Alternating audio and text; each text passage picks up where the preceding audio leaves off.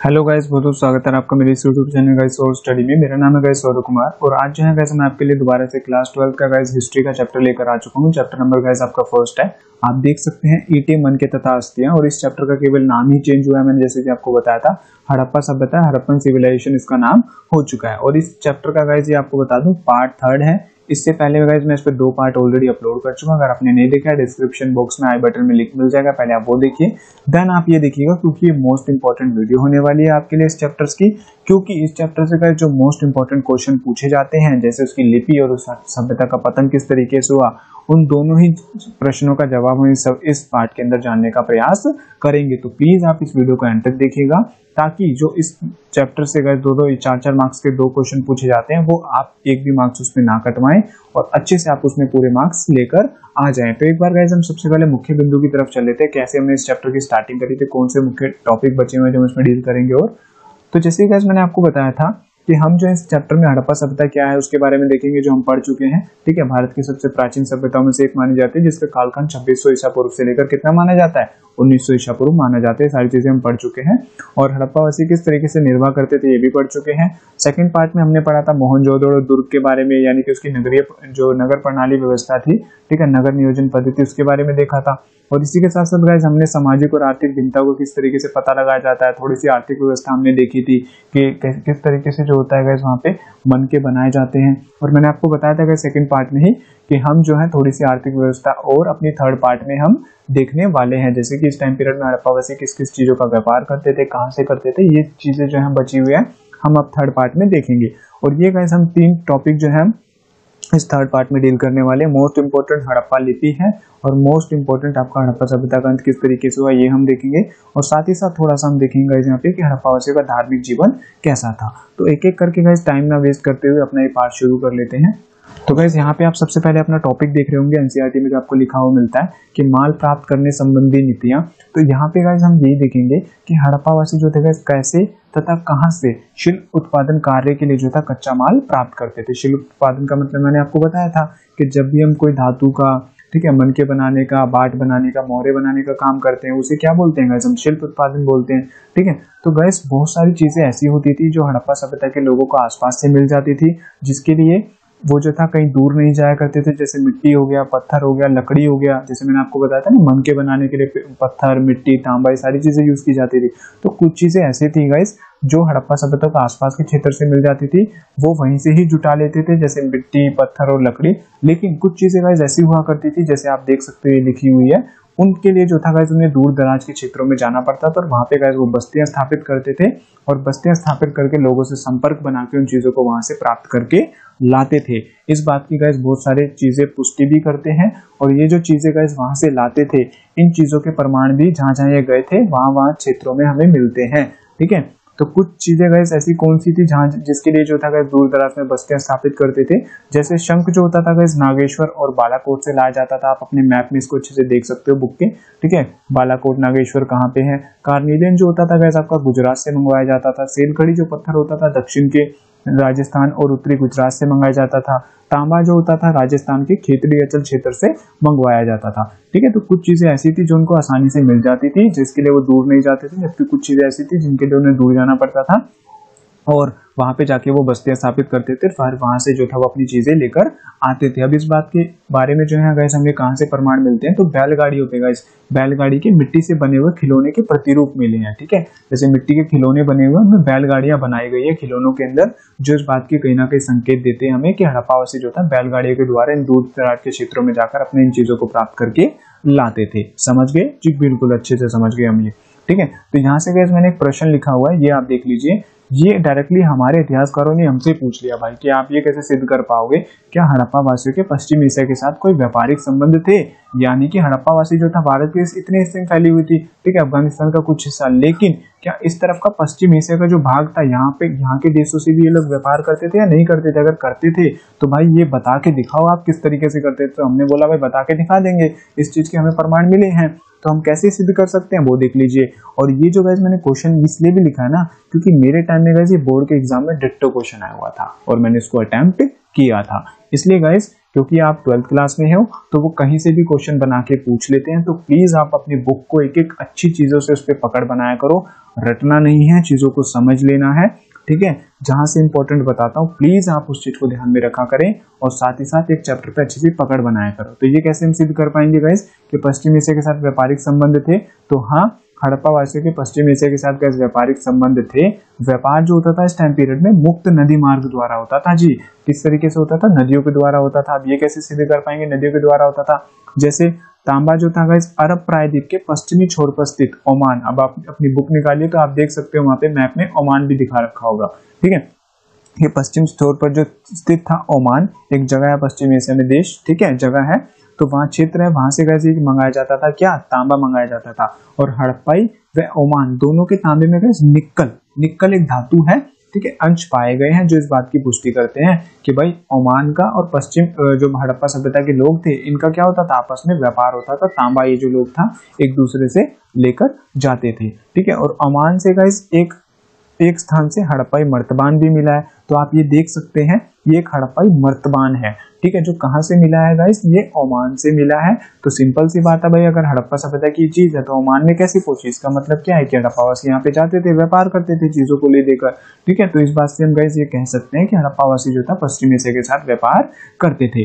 और कौन कौन सी चीजें इस बात का सबूत देती है? तो मेसोपोटामिया के एक ग्रंथ में गाइस मेलुआ जान लीजिए, एक जगह का नाम है, मेलुआ का उल्लेख मिला है जो संभवतः हड़प्पा क्षेत्र था, जहां से मेसोपोटामिया को लाजवर्द मणि, कार्नेलिया, सोना, तांबा आदि जो था गाइस प्राप्त होते थे। मान के चलो मेसोपोटामिया के ग्रंथ है उसमें मेलुआ एक चीज लिखी हुई है, मेलुआ एक जगह का नाम लिखा हुआ है और माना जाता है इतिहासकारों द्वारा कि ये जो था हड़प्पा का क्षेत्र था।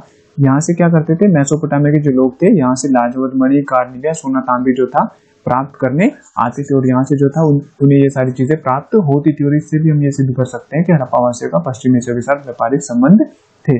और कई हड़प्पाई बाट, मालाएं, मोहरे भी जो है गाइस हमें मेसोपोटामिया के क्षेत्रों से मिली है, जिस वजह से हम सिद्ध कर सकते हैं कि हड़प्पावासियों के क्या था?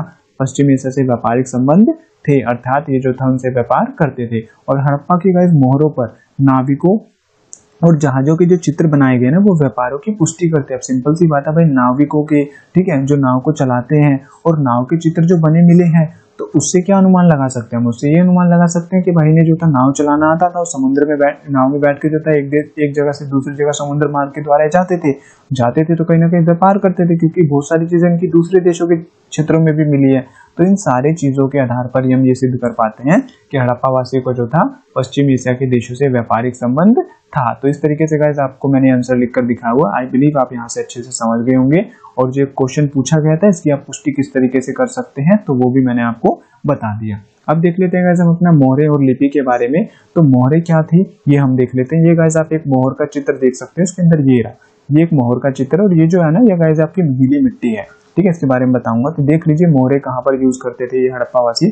तो मोहरों और मुद्रांकन का प्रयोग भेजी गई वस्तु की सुरक्षा हेतु किया जाता था। एक जगह से दूसरी जगह भी किसी वस्तु को भेजते थे तो उसकी सुरक्षा यानी कि सिक्योरिटी के लिए कि उसके साथ कोई छेड़छाड़ तो नहीं की गई, उसके लिए क्या करता था उस चीजों पे मोहर लगा देते हैं। मोहर कैसे लगाते थे या उदाहरण देकर बता रखा है कि कोई एक सामान थैले में डालकर दूसरी जगह भेजा गया तो उसके मुंह को रस्सी से बांध दिया जाता था और उस पर रस्सी पर गीली मिट्टी लगाकर उस पर मोहर लगा दी जाती थी। मान के चलो एक कोई चीज है, ये बोरे में आपकी चीज, ठीक है, ये बोरा है, इसके ऊपर गीली मिट्टी लगा, इसको बांध दिया, उस पर क्या करते थे इस तरीके की मोहर लगाते थे और मोहर पे गीली मिट्टी पे क्या था ये मोहर इस तरीके से लगाते थे हड़प्पावासी। अब उसको एक स्थान से दूसरे स्थान पे भेजते थे। अब यहाँ से लेके गाइस यहाँ के बीच में अगर कोई व्यक्ति इसके साथ छेड़छाड़ करेगा तो सिंपल सी बात है उसको ये चीजें हटानी पड़ेगी तभी उसके अंदर झांक पाएगा। तो जब भी कोई ये सामान इस मोहर के साथ दूसरे स्थान पर पहुंचता था और उन्हें दिखता था कि इस मोहर में कोई भी परिवर्तन आया तो इसका मतलब वो क्या निकाल लेते थे कि वस्तु के साथ जो था किस प्रकार की छेड़छाड़ की गई है, अर्थात इसके अंदर जो है ताक-झाक की गई है। तो इसलिए जो था गाइस ये मोहरों का यूज करते थे अपनी सिक्योरिटी को बनाए रखने के लिए, अर्थात कोई चीजों की इनके साथ छेड़छाड़ तो नहीं की गई है, ठीक है। तो मोहरों वाले में आपको इतना ही पढ़ना है, ज्यादा कुछ नहीं दिया गया, क्वेश्चन नहीं आता, ठीक है। अब देख लेते हैं इस बाट के बारे में। 2 नंबर में कई बार बाट के ऊपर क्वेश्चन आ जाता है, हड़प्पाई बाट के ऊपर। तो एक बार ये देख लीजिए आप, आपकी बुक से मैंने थोड़ा सा हट के लिखा है। तो हड़प्पाई बाट क्या थे गाइस? बाट आपको पता होगा ना, जो बट्टे जिन्हें हम बोलते हैं नॉर्मल लैंग्वेज में। तो बाट जो था गाइस हड़प्पावासी जो था चर्ट नामक पत्थर से बनाते थे। किसके द्वारा बनाए जाते थे? चर्ट नामक। तो एमसीक्यू में 1 नंबर में पूछा जा सकता है कि कौन से पत्थर द्वारा बने होते थे, सेलखड़ी या चर्ट नामक, तो चर्ट नामक पत्थर से बने होते थे। ठीक है, और ये जो था गाइस घनाकार, घनाकार होता है आपका स्क्वायर। ठीक है, इस तरीके से जो स्क्वायर होता है गाइस, जो चारों दिशाओं से बराबर होता है उसे घन बोलते हैं। ठीक है, तो ये गाइस घनाकार होते थे और किसी भी तरह के निशान से रहित होते थे, मतलब इस पे कोई भी निशान नहीं होता था, चिन्ह नहीं होता था इन बाटों पर। ठीक है, और छोटे जो बाट थे गाइस उनका प्रयोग जो था आभूषणों व मनकों को तोड़ने की जगह आपको लिखना है तोलने के लिए जो था किया जाता था। तो यहाँ से आप समझ गए गाइस हड़प्पा बाट क्या थे, चौट नामक पत्थर से बनाए जाते थे और ये जो था गाइस इन पे किसी प्रकार का निशान नहीं होता था और ये घनाकार होते थे और जो छोटे बाट थे उनका हम गाइस आभूषण और मनके तोलने के लिए यूज करते थे। इस तरीके से गाइस क्वेश्चन भी आ जाता है कि बाट, हड़प्पा बाट क्या थे, किस पत्थर द्वारा बनाए जाते थे, तो इस तरीके से आप उसकी पुष्टि कर सकते हैं, आंसर लिख सकते हैं। अब बात कर लेते हैं guys most of the important question हमारा हड़प्पा लिपि। ये आपको गाइस अगर आपको किसी एक साल के प्रीवियस ईयर के पेपर में नहीं दिखेगा तो आप प्रीवियस ईयर की जगह उससे प्रीवियस ईयर के पेपर देखोगे ना तो आपको कुछ साल के पेपर छोड़कर जो है गाइस हड़प्पा लिपि पर क्वेश्चन डेफिनेटली मिलेगा, क्योंकि इस चैप्टर का most of the important topic है ये हड़प्पा लिपि, जिसे हम आज तक नहीं पढ़ पाए हैं। तो इसको आप समझिए कि हड़प्पा लिपि क्या होती है। आपको पता होगा कि हमारी जो हिंदी है भाषा है उसकी लिपि क्या है, देवनागरी है। तो इस तरीके से गाइस जो हड़प्पा सभ्यता की भाषा थी उसमें कौन सी लिपि यूज की गई थी हम उसको नहीं पढ़ पाए हैं, वही हम जानेंगे क्या लिपि थी। ठीक है, तो हड़प्पा सभ्यता की लिपि जो है गाइस एक चित्रात्मक लिपि थी। कैसी लिपि थी, चित्रात्मक थी। आप ये चित्र देख सकते हैं, इसके अंदर कोई अक्षर नहीं थे, जैसे हमारी हिंदी लिपि में देवनागरी लिपि में अक्षर होते हैं, इंग्लिश में बात करें हम वोवेल होते हैं, कॉन्सोनेंट होते हैं, तो इसमें कोई भी अक्षर नहीं थे, सिर्फ चित्र ही चित्र थे। अगर आपको मैं कोई भी चित्र दिखाऊं और आपको मैं बताऊं इसका मतलब क्या हो सकता है बताओ, तो आप बता पाओगे? कोई भी एग्जैक्ट आंसर आप उसका नहीं बता पाओगे, क्योंकि हर व्यक्ति का किसी न किसी चित्र को देखकर अपना अपना अलग अलग दृष्टिकोण हो सकता है। इसी वजह से गाइस चित्र को देखकर हम उस लिपि के बारे में अच्छे से जान नहीं पाए हैं। ठीक है, क्योंकि इसके अंदर फुल्ली जो है चित्र ही चित्र भरे हुए हैं।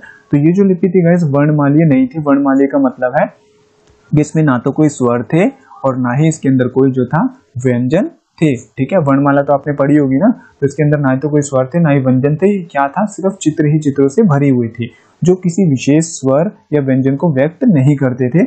और इसमें चिन्हों की संख्या जो थी गाइस, ये जो चिन्ह दिख रहे हैं आपको लगभग 375 से 400 के मध्य थे, जो किसी बात का और वस्तु का प्रतीक थे। अब भाई चित्र वाली ऐसी कोई चीज दिखाओगे तो हम उसका आंसर किस तरीके से एग्जैक्टली निकाल पाएंगे, उसका अर्थ किस तरीके से निकाल पाएंगे? नहीं निकाल पाएंगे। ठीक है, क्योंकि उसके लिए कोई ना कोई आधार भी तो मिलना चाहिए, और हड़प्पा सभ्यता के बारे में लिखित साक्ष्य हमारे पास यही है, इसके अलावा कुछ नहीं है।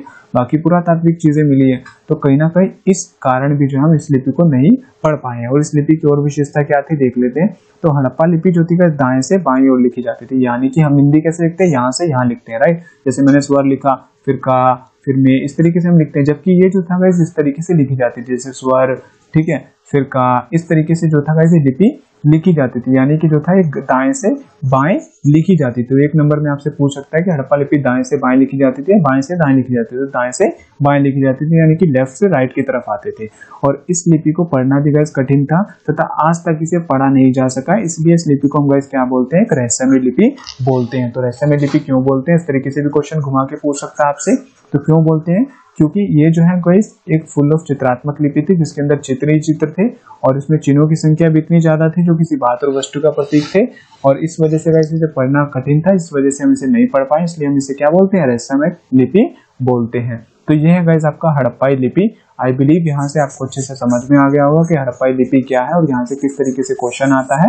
मैंने आपको बता दी है, डायरेक्टली 4 नंबर में इस पे क्वेश्चन आ जाता है कि हड़प्पाई लिपि क्या थी, उसका वर्णन करें। हड़प्पाई लिपि को एक रहस्यमय लिपि क्यों कहा जाता है, इसकी पुष्टि कीजिए। ठीक है, अब चलते हैं गाइस आगे। प्राचीन सत्ता जो आपका बुक में टॉपिक है उसके बारे में डील कर लेते हैं। ये क्या है, यहाँ से क्वेश्चन नहीं पूछा जाता है ज्यादातर, ठीक है, लेकिन भाई आपको फिर भी समझ के चलना है। मैंने आपको बताया कि आप 12th क्लास में वो कहीं से भी क्वेश्चन पूछते हैं, कहीं से भी उठा लेते हैं, जहां से आप लोग सोचते नहीं हो ना वहीं से क्वेश्चन आता है। सीबीएसई में एक चीज खासियत है सीबीएसई की, आप याद रख लेना, तो आप हर चीजों को समझ के चलना।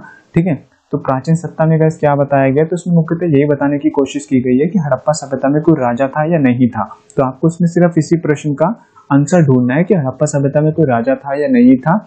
अगर था तो कैसे भाई हम इस बात की पुष्टि कर सकते हैं, अगर नहीं था इस बात की पुष्टि हम कैसे कर सकते हैं। तो पुरातात्विक प्रमाण भी इस बात की पुष्टि करने में ही असमर्थ है कि हड़प्पा सभ्यता में कोई राजा रहा होगा। ले लो भाई, अब इस सभ्यता के बारे में तो हमें केवल पुरातात्विक यानी कि पुरानी चीजों से ही पता चलता है कि इस तरीके की कोई सभ्यता रही होगी 2600 ईसा पूर्व भारतीय उपमहाद्वीप में। अब भाई पुरानी चीजें वो ही नहीं इस बात को सिद्ध कर पा रही कि हड़प्पा सभ्यता में कोई राजा रहा होगा, तो हम कैसे सिद्ध कर पाएंगे, हम इतने बड़े कहां से विद्वान हो गए, नहीं है ना भाई। ठीक है। तो इसी वजह से गाइस हमें भी ये मान के चलना होता है कि हड़प्पा सभ्यता में कोई राजा नहीं था। लेकिन आपको गाइस यहाँ पर कुछ चीजें ऐसी मिली है जो पुरातात्विक विद यानी कि इतिहासकार जो है कहीं ना कहीं इस बात को थोड़ा सा बल देते हैं कि भाई वहां पे राजा था। और उसके जो है गाइस अलग अलग 3 मत हैं। तो 3 मत क्या है वो हम देखेंगे, लेकिन सबसे पहले हम देख लेते हैं वो किस आधार पे बोल रहे हैं कि वहां पे राजा रहा होगा। ठीक है, तो मोहनजोदड़ो में गाइस एक विशाल महल मिला है जिसे प्रसाद की संज्ञा दी गई है। ठीक है, महल मिला है किसे क्या बोला गया, प्रसाद बोला गया। तथा एक पत्थर की मूर्ति मिली है जिसे राजा की संज्ञा दी गई है। देख सकते हो आप आपके राजा हैं। ठीक है, तो ये है गाइस आपके राजा, आप देख सकते हो। ठीक है, कितने अच्छे से सजे हुए हैं, दाढ़ी वाड़ी बनाई हुई है, अच्छे से सोल सा पहना हुआ है, ओढ़ा हुआ है सॉरी। ठीक है, तो इसी के आधार पर जो है कहीं ना कहीं वो इस बात पे बल देते हैं कि हड़प्पा सभ्यता में जो था राजा रहा था। ठीक है, राजा होते थे, लेकिन इस बारे में कोई भी सबूत हमारे पास एग्जैक्ट नहीं है। उनके केवल यहाँ पे मत है। मत का मतलब है केवल वो उनकी राय है जिसको हमें मानकर यहाँ पे चलना होता है, लेकिन हम भी एग्जैक्ट में नहीं बोल रहे हैं कि राजा था। ठीक है, तो इस संदर्भ में गाइस राजा था या नहीं था, तो यहाँ पे 3 अलग अलग मत है। वो क्या है, तो कुछ विद्वानों का मत है कि हड़प्पा समाज में कोई भी शासक नहीं था तथा सभी की सामाजिक स्थिति जो थी समान थी। मतलब सभी जो था कॉमन थे, कोई विशेष व्यक्ति नहीं हुआ करता था जैसे राजा स्पेशल होता है, ऐसे कोई भी नहीं था, सभी सामाजिक रूप से समान हुआ करते थे। जबकि कुछ का मानना है कि यहाँ एक नहीं बल्कि कई शासक थे, जैसे मोहनजोदड़ो और हड़प्पा के अपने अलग अलग राजा थे। जैसे हड़प्पा सभ्यता में बहुत सारे नगर मिले हैं, बालाकोट, राखीगढ़ी, तो हर क्षेत्र के क्या था गाइस अपने अपने राजा हुआ करते थे। कुछ विद्वान ऐसा भी बोल रहे हैं। ठीक है, तथा कुछ का मानना यह है कि ये राज्य जो था अर्थात हड़प्पा सभ्यता जो थी ये संपूर्ण ही सभ्यता थी, एक ही राज्य था। पूरी जो सभ्यता थी उसके अंदर ये जो बालाकोट, ठीक है सॉरी बालाकोट बोल रहा हूँ, मोहनजोदड़ो, हड़प्पा, ठीक है आपका बालाकोट, नागेश्वर, ये जो था गाइस इस हड़प्पा सभ्यता के राज्य थे, इसके क्षेत्र थे। इसलिए क्या था, इसको एक ही राज्य हम मान के चलते हैं। ठीक है, एक संपूर्ण सभ्यता थी, जिस वजह से इतिहासकारों का ये मानना है कि इसका जो था केवल एक ही राजा रहा होगा। ऐसा नहीं है कि अलग अलग सब क्षेत्रों के राजा रहे होंगे। ठीक है, और इस बात की वो पुष्टि किस आधार पे करते हैं, तो वहां से गाइस हड़प्पा सभ्यता से कुछ एक समान चीजें पाई गई हैं जिसके माध्यम से वो इस बात पर बल देते हैं कि हड़प्पा सभ्यता का एक ही राजा रहा होगा। जैसे बालाकोट, नागेश्वर हड़प्पा सभ्यता के क्षेत्र थे। तो ऐसा नहीं है कि जैसे दूसरे इतिहासकार बोल रहे हैं कि सब क्षेत्रों का अलग अलग राजा, वो कह रहे हैं कि सभी क्षेत्रों का एक ही राजा था, क्योंकि हर जगह कुछ कॉमन चीजें पाई गई, जैसे सभी जगह एक समान ईंटों का पाया जाना, नियोजित बस्तियों का मिलना तथा एक जैसी जल निकासी प्रणाली का होना। अब आप ये खुद अनुमान लगा सकते हो कि अगर हड़प्पा सभ्यता में यानी कि मोहनजोदड़ो में जिस तरीके के घर बनाए गए, नालियां बनाई गई, उस तरीके की बालाकोट में मिली, नागेश्वर में भी मिली, धोलावीरा में भी मिली, तो ऐसा कैसे पॉसिबल हो सकता है कि हर राजा ने जो था हर व्यक्ति ने उस तरीके की पद्धति को अपनाया। तो कहीं ना कहीं गाइस इनके पीछे कोई संस्था थी, कोई राजा था जो हर क्षेत्रों में इन चीजों को फॉलो करवा रहा था। तो इसी आधार पर गाइस वो बोलते हैं कि हड़प्पा सभ्यता जो थी संपूर्ण एक ही सभ्यता थी, एक ही राज्य था, इस वजह से उसका एक ही राज्य, एक ही जो था राजा था। लेकिन यहाँ पे आपको ये मान के चलना है कि इतिहासकारों के जो मत है केवल वो मत ही है, हम उसको पूरी तरीके से सत्यापन सिद्ध नहीं कर सकते। ठीक है, तो आपको इसमें इतना ही समझना है। आई बिलीव यहाँ से आप अच्छे से समझ गए होंगे। जी बिल्कुल समझ गए, इतने स्मार्ट तो हम हैं। ठीक है, तब आगे चलते हैं गाइस। यहाँ पे हम पढ़ लेते हैं अपना थोड़ा सा धार्मिक जीवन के बारे में कि हड़प्पा वासियों का धार्मिक जीवन क्या था। यानी कि वो जो था अगर पूजा पाठ करते थे तो किस तरीके से करते थे, किसी देवी देवता को मानते थे तो किनको मानते थे, ये देख लो। तो हड़प्पा सभ्यता के जो लोग थे गाइस काफी धार्मिक प्रवृत्ति के थे। यह पूजा पाठ में जो था गाइस बहुत ज्यादा विश्वास रखते थे। भाई आज के टाइम पे आपको पता है ना बहुत लोग पूजा पाठ करते हैं, तो ये भी ऐसी भाई बड़े धार्मिक प्रवृत्ति के लोग थे। यहाँ पर आभूषणों से लदी हुई नारी की मूर्ति मिली है जो इस बात की पुष्टि करती है कि भाई ये पूजा करते थे। वो देवी को क्या बोला जाता है, मातृ देवी बोला जाता है। ठीक है, कुछ मोहरों में गाइस एक व्यक्ति को योग मुद्रा में भी बिठाए दिखाया गया है। संभवतः ये क्या थी, शिव की मूर्ति थी। आप अपनी बुक में अगर अच्छे से खोलोगे ना तो आपको दिखेगा एक व्यक्ति को दिखाया गया योग मुद्रा में जिसे शिव माना गया। तो अब शिव माना गया, सिंपल सी बात है, भगवान आज के टाइम पे शिव आपको पता है। तो ये जो था गाइस शिव जी की पूजा करते थे और इस बात से हम ये सिद्ध कर सकते हैं कि धार्मिक वृत्ति के लोग थे, पूजा पाठ करते थे, जिसकी हड़प्पावासी क्या करते थे, उपासना करते थे। और इसके अलावा इनमें वृक्षों, पशु पक्षियों की भी पूजा प्रचलन में थी। मतलब आज के टाइम पे हम आपको पता है पेड़ पूजा की पूजा जो है बहुत ही कम लोग करते हैं, पशु पक्षी की बहुत कम पूजा लोग करते हैं। तो ये जो लोग था इस वजह से बहुत धार्मिक वृत्ति के लोग थे, क्योंकि ये जो था इस पेड़ों की भी और पशु पक्षी की पूजा करते थे, उनको भी देवी देवताओं के समान समझते थे। और हड़प्पा सभ्यता के लोग जो था जादू टोने में विश्वास रखते थे। ठीक है, ब्लैक मैजिक वगैरह में, और एक पत्थर को गाइस शिवलिंग के रूप में भी दिखाया गया है, वर्गीकृत किया गया है, जिनके माध्यम से गाइस हम ये सिद्ध कर सकते हैं कि कहीं ना कहीं हड़प्पावासी जो था धार्मिक प्रवृत्ति के लोग थे और ये जो था गाइस काफी ज्यादा पूजा पाठ करते थे, देवी देवताओं में विश्वास रखते थे। अगर आपसे धार्मिक जीवन पे क्वेश्चन आता तो उस तरीके से आप इस बात को लिख देना, ठीक है। अब चल लेते हैं guys most of the important topic हमारा वो है आपका हड़प्पा सभ्यता का अंत। इसको समझाने से पहले एक चीज आपके माइंड में क्लियर कर लेना चाहता हूँ यहाँ पे कि यहाँ पे ये पूरी तरीके से सिद्ध नहीं है कि हड़प्पा सभ्यता का किस तरीके से अंत हुआ था, क्या उसके पीछे एक कारण था, दो कारण था, ऐसा कोई भी हमारे पास साक्ष्य नहीं है, दिमाग में बिठा लीजिए। यहाँ पर केवल विद्वानों के मत है, उनकी केवल राय है कि हड़प्पा सभ्यता का इस तरीके से पतन हुआ होगा, अंत हुआ होगा, इस तरीके से सभ्यता जो थी खत्म हुई थी। कुछ कुछ चीजें मिली हैं जिनके माध्यम से वो अलग अलग मत देते हैं और उन सभी कारणों को हम हड़प्पा सभ्यता का क्या मानते हैं, पतन का कारण मानते हैं। समझ गए? अब समझ लेते हैं वो कौन कौन से कारण हैं जिस वजह से हड़प्पा सभ्यता का अंत हुआ था। तो हड़प्पा सभ्यता के विनाश के जो था इस मुख्य कारण निम्नलिखित है। सबसे पहले बाढ़, इतिहासकारों का मानना है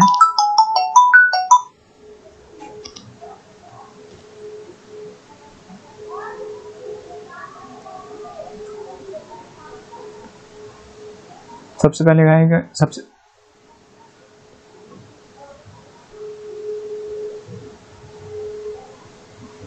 सबसे पहले आ जाता है गाइस आपका बाढ़। तो कुछ विद्वानों का मानना है कि सिंधु नदी में आने वाली बाढ़ के कारण जो था यहाँ के नगर जो था नष्ट हो गए होंगे तथा समय के साथ साथ जो था गाइस वो रेत के नीचे दब गए होंगे, जिसके कारण इस सभ्यता का क्या हो गया, अंत हो गया। जो सिंधु नदी बहती थी ना उसमें बाढ़ें आई होंगी, बाढ़े से इनके क्षेत्रों में पानी फैला और ये रेत के नीचे दब गए और रेत के नीचे से क्या हो गया, रेत के नीचे दबने से जो था इस सभ्यता का अंत हो गया। तो ये इतिहासकारों का पहला मत है और इसके बारे में उन्हें कुछ साक्ष्य भी मिले जिसके आधार पर वो बाढ़ का भी एक कारण मानते हैं हड़प्पा सभ्यता के पतन में, ठीक है। दूसरा गाइस वो मानते हैं भूकंप की वजह से भी इनका पतन हुआ होगा। ऐसा भी विश्वास किया जाता है कि हड़प्पा संस्कृति में जोरदार भूकंप आए होंगे और उन्हीं भूकंपों के कारण गाइस क्या हुआ था, हड़प्पा सभ्यता का अंत हो गया था। आप सोचो कि भूकंप से कैसे हो सकता है भाई, भूकंप से जब नेपाल पूरा तहस नहस हो सकता है ना, तो एक हड़प्पा सभ्यता भी खत्म हो सकती है। पहले के टाइम पे जो था ना आपके 3.2 तीव्रता 4.2 तीव्रता के भूकंप नहीं आते थे, पहले बहुत भयंकर भूकंप आते थे जो बहुत सारी बर्बादी करके जाते थे, ठीक है। तो भूकंप भी गाइस एक कारण रहा था जिस वजह से जो था हड़प्पा सभ्यता का अंत हो गया था। थर्ड है गाइस आपका अकाल तथा महामारी। तो कुछ विद्वानों का ये भी मत है कि हड़प्पा प्रदेश में या तो भयंकर अकाल पड़े होंगे या फिर भयंकर जो था गाइस महामारी फैली होगी, जिसके कारण जो था हड़प्पा सभ्यता का अंत हो गया। और ये जो था गाइस उस बीमारियों से अपना उपचार करने में भी कहीं ना कहीं असमर्थ रहे होंगे, इलाज नहीं कर पाने की वजह से जो था इन भयंकर बीमारियों से जो था वो मर गए थे। और साथ ही साथ अकाल पड़ा, भूखमरी आई तो क्या हुआ, मर गए सारे लोग। जैसे आज के टाइम पे कोविड आ गया, राइट, कितने लोग मारे गए, ठीक है। विश्व कितना परेशान है इस बीमारी से। तो इस तरीके से उस टाइम पीरियड में सोचा कि इनके पास भी जो है कोई इलाज नहीं रहा होगा, भयंकर अकाल भी पड़ा और महामारी फैलने से क्या हुआ, सभ्यता का पतन हो गया। और आर्य जाति के आक्रमण, फोर्थ पॉइंट ये है इतिहासकारों का कि इतिहासकार का ये भी मत है कि हड़प्पा सभ्यता के लोगों को आर्य जाति के लोगों से जो था युद्ध करना पड़ा था, ठीक है। कि आर्य जाति के जो लोग थे आर्य सभ्यता के, वो आए थे हड़प्पा सभ्यता के क्षेत्रों में, यहाँ पे जो था उन्होंने इनसे लड़ाई करी और इन युद्धों में गैस क्या हुआ कि हड़प्पा सभ्यता के लोग हार गए और हड़प्पा सभ्यता का गैस क्या हो गया, अंत हो गया। हड़प्पा सभ्यता के जस्ट बाद आता है गैस आपका अज्ञात काल और अज्ञात काल के जस्ट बाद आता है गैस हमारी वैदिक सभ्यता। और इस वैदिक सभ्यता के जो थे गैस निर्माता कौन थे, तो वो थे आपके आर्य थे। तो इन्हीं के बारे में गैस बात कर रहे हैं कि ये जो आर्य थे वैदिक सभ्यता के जो निर्माता थे वो यहाँ पर आए हड़प्पा क्षेत्रों में, उन्होंने इनसे लड़ाई करी और ये हार गए और इस तरीके से हड़प्पा सभ्यता का अंत हो गया। और मोहनजोदड़ो में पाए गए नरकंकाल इस बात की पुष्टि करते हैं। एक नरकंकाल भी मिला है, थोड़ी सी मैं आपको एक्स्ट्रा नॉलेज दे रहा हूँ यहाँ पे, जिसको देखकर ये ऐसा लगता है कि उसको जो है किसी तीर कमान से या तलवारों से जो था उसको मारा गया था, ठीक है। ये थोड़ी बीए की बात मैं आप ऐड करके बता रहा हूँ, तो इस तरीके से आप ऐड भी कर सकते हो, कोई इशू नहीं है। तो ये गाइस इतिहासकारों के मत है। जब भी अगर हड़प्पा सभ्यता के अंत पे क्वेश्चन आता है तो उस तरीके से आपको लिखना है कि हड़प्पा सभ्यता के विनाश के जो कारण थे वो कई प्रकार के थे, क्योंकि इसके बारे में हम एग्जैक्ट नॉलेज हमें नहीं पता है, तो ये आपको सारे कारण जो है लिखने होते हैं। आई बिलीव यहाँ से आप अच्छे समझ गए होंगे और इस तरीके से ही पूरा आपका एग्जैक्ट आंसर लिखना है। इसको आप डिट्टो लिख देना, ठीक है, आपको पूरे मार्क्स जो है मिल जाएंगे, कोई भी मार्क्स आपका नहीं कटेगा। तो यहाँ से गाइस हमारा चैप्टर ये जो है फिनिश हो चुका है। थोड़ा सा मैंने सारांश लिखा हुआ है, एक बार आप देख लीजिए। तो इस प्रकार हड़प्पा सभ्यता विश्व की सबसे प्राचीन सभ्यताओं में से एक मानी जाती है। मैंने आपको बताया था मिस्र की सभ्यता, चीन की सभ्यता, मेसोपोटामिया की सभ्यता सबसे पुरानी है। कौन सी है? ये सिंधु घाटी सभ्यता है। तथा यह भारत की सबसे नगरीय सभ्यता है, शहरी सभ्यताओं में से एक है। और इस सभ्यता के बारे में गाइस लिखित रूप से साक्ष्य तो कम ही मिले हैं, जैसे इसकी लिपि ही मिली है और केवल हम पुरानी चीजों के आधार पर ये बता पाते हैं कि इस टाइम पीरियड में यहाँ पे कोई सभ्यता रही थी, ठीक है। और इसीलिए केवल पुरातात्विक प्रमाण के आधार पर इस सभ्यता को जानने का प्रयत्न किया गया है, जिस वजह से सभ्यता के बारे में एकदम सटीक जानकारी दे पाना थोड़ा मुश्किल हो जाता है। जैसे हमने राजा के संदर्भ में देखा ना कि राजा था या नहीं था, इतिहासकारों के बीच में मतभेद है। हड़प्पा सभ्यता का अंत किस तरीके से हुआ, भूकंप की वजह से हुआ, बाढ़ की वजह से हुआ, तो इतिहासकारों में मतभेद है ना, वो इसी वजह से है क्योंकि यहाँ पे जो है हमें केवल पुरातात्विक प्रमाण ही मिले हैं, कोई लिखित साक्ष्य नहीं मिले। लिखित मिले हैं उसकी लिपि जिसे हम नहीं पढ़ सके उसके चित्रों की वजह से, परंतु आज भी इसके बारे में गाइस जानकारी जुटाने का कार्य चल रहा है और लगभग इसके 1500 से अधिक जो स्थल हैं गाइस खोजे जा चुके हैं। 900 से ज्यादा जो है गाइस आपके भारत में ही मिले हैं, ठीक है। 2 आपके अफगानिस्तान में मिले हैं और जितने आपके बच गए पाकिस्तान, जो भी आपके 1500 में से वो आपके मिले हैं गाइस पाकिस्तान के अंदर जो है इसके लगभग 1500 से अधिक स्थल खोजे जा चुके हैं और इसका आज भी जो है खुदाई का कार्य चल रहा है, ठीक है। तो ये थी गाइस आपका हड़प्पा सभ्यता का चैप्टर। आई बिलीव यहाँ से आपको देखकर बहुत ज्यादा मजा आया होगा, समझ में आ गया होगा, आपकी लैंग्वेज में मैंने आपको पढ़ा दिया है। इससे बाहर कुछ भी नहीं है, जहां से क्वेश्चन आते हैं मैंने आपको बता दिया। अब गाइस हम पढ़ेंगे अपना नेक्स्ट चैप्टर राजा, किसान और नगर। तो ये वीडियो कैसी लगी होगी, डेफिनेटली बहुत अच्छी लगी होगी। लाइक करो या मत करो यार गाइस, कोई फर्क नहीं पड़ता। उन बच्चों को वीडियो शेयर करना जो ट्यूशन नहीं जा पाते, जो ट्यूशन की फीस अफोर्ड नहीं कर पाते, जो आर्थिक रूप से काफी कमजोर हैं, प्लीज उनको वीडियो शेयर करा करें, नोट्स दें आप, ठीक है, ताकि वो भी अच्छे जो है मार्क्स लेकर आ सके। डाउट रहेगा कमेंट करना मत भूलना, पूछ लेना। चैनल पे नहीं हो तो गाइस सब्सक्राइब कर लेना, ताकि मैं इस तरीके की जब भी वीडियो लाता रहता हूँ गाइस आपके लिए वो आपको टाइमली जो है मिल जाए। चैनल का नाम है गाइस आपको पता है सोर स्टडी, ठीक है। तो गाइस मिलेंगे अपनी नेक्स्ट वीडियो में, नेक्स्ट चैप्टर में। तब तक के लिए guys thank you for watching my video.